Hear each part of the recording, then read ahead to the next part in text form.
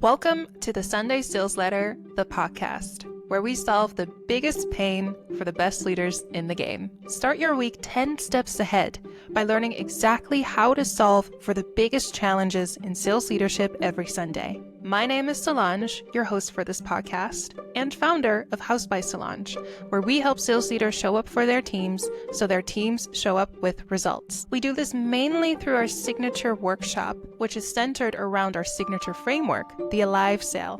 You can find more on this and our services on housebysolange.com. Information linked in the description.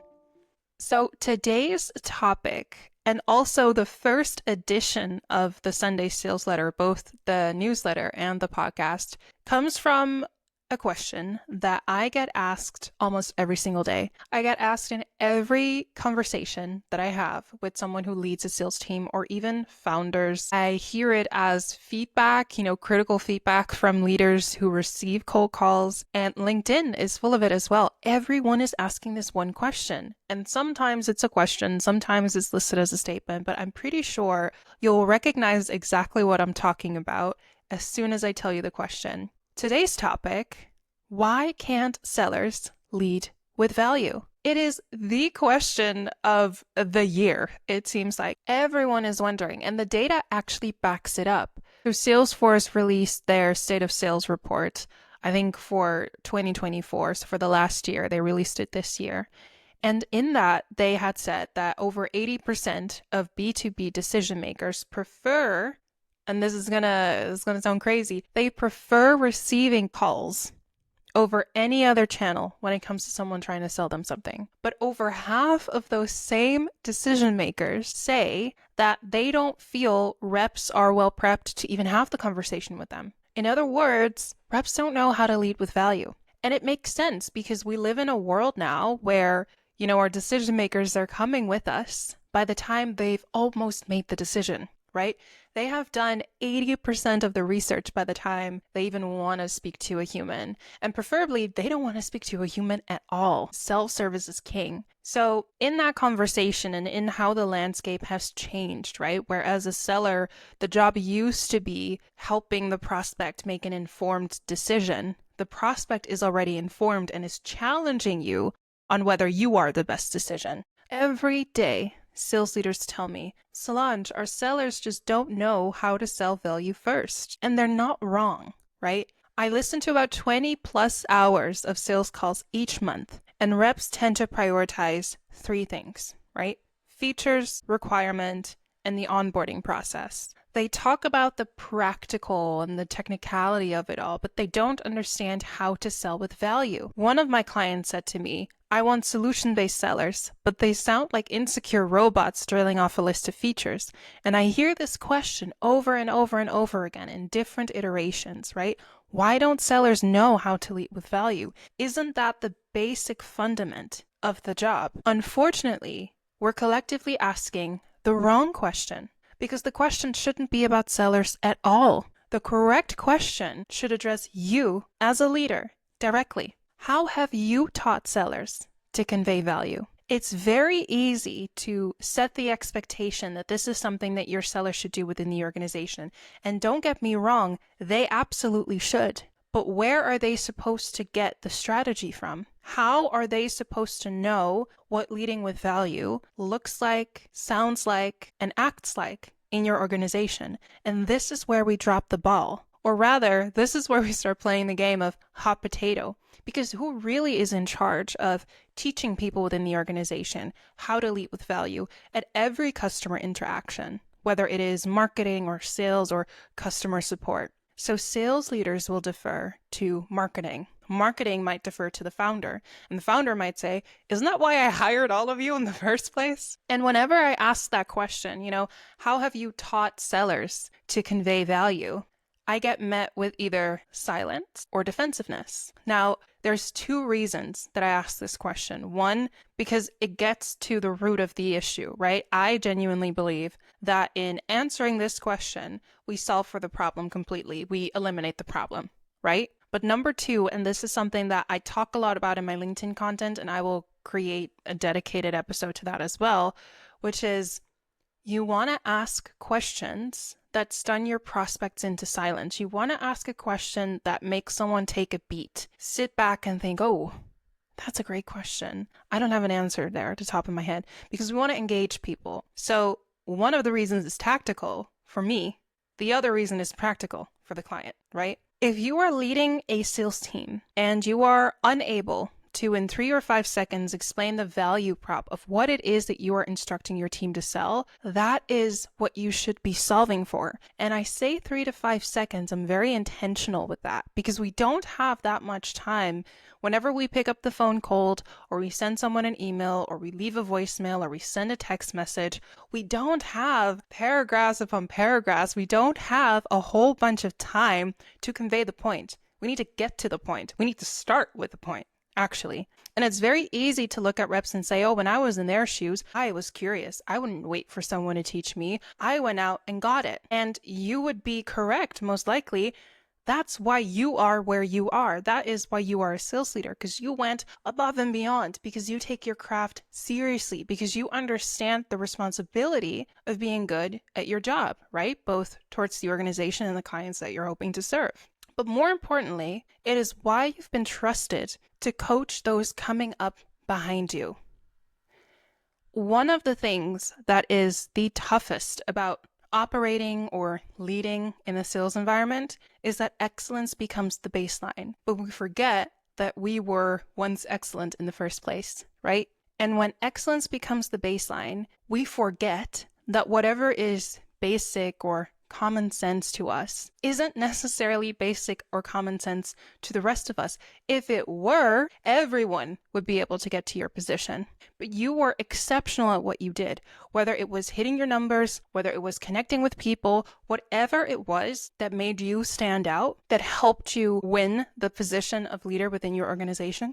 You have to remember that you were exceptional at that thing. And the expectation that it is easily understandable by others, easy to grasp by others, easy to execute by others, is essentially you forgetting that it stems from your experience, maybe your natural talent, the years of work that you put in for this to become second nature to you. And what's really important, and why I'm kind of going on that tangent there, is it's very easy to forget that it is not your responsibility anymore to be the best seller in the organization. It is your responsibility to train people to be the best seller they could possibly be. And you can't do that while judging their deficits or comparing them to you, because they're not you. They shouldn't be you. Your job or your intention shouldn't be to create a bunch of mini-me's, right? You're dealing with a different level of talent. Each of them, probably just like you, has a unique thing that they are exceptional at. And your job is to pull that to the front of their performance and help them be the best seller they could possibly be.